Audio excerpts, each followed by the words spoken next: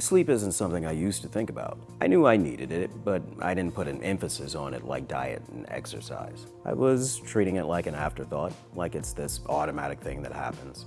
But it's just as important as diet and exercise. But just like diet and exercise, you have to have healthy sleep habits.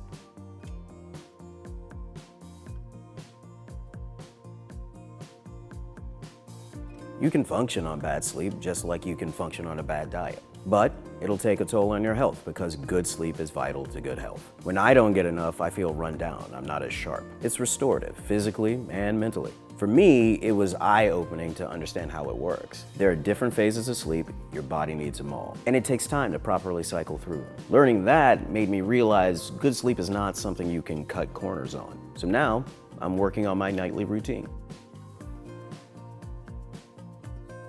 Since I'm leading a healthier lifestyle, I want to be all in on sleeping. I make sure that sleep is a priority. I don't treat it like a side thing. It's its own thing, just like diet and exercise. Before, I was staying up late and having to get up early. I figured I was getting some sleep, so it must be okay. But I wasn't getting a full night's sleep, and I wasn't getting a regular sleep. I'd go to bed at different times each night, and I'd wake up at different times each day. That was the first thing I had to change, so I gave myself a schedule. I have a bedtime each night, and I get up at the same time every day. Now I know I'm setting aside enough time to get a good night's rest. The added bonus of a regular schedule is that my body's gotten used to sleeping at a certain time, so I'm not lying awake for an hour like I was when my schedule was all over the place. But I had to be disciplined to get on my new schedule. Now, I don't cut into my sleep time. When it's bedtime, but it's easy to lose track of time. 5 minutes can turn into an hour. To help avoid this, I added a bedtime activity to my routine. It's just something quiet and soothing to wind down. So I read for 30 minutes, then it's off to bed. Another thing I had to think about was my bedroom. You want your kitchen set up with healthy food, and you want the gym to have all the equipment you need. I thought about my bedroom the same way. I wanted to make sure it was a good environment for sleeping.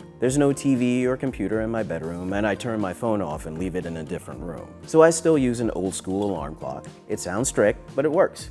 I don't have any distractions to keep me awake. Now, I just set my alarm clock and forget about it till it goes off in the morning.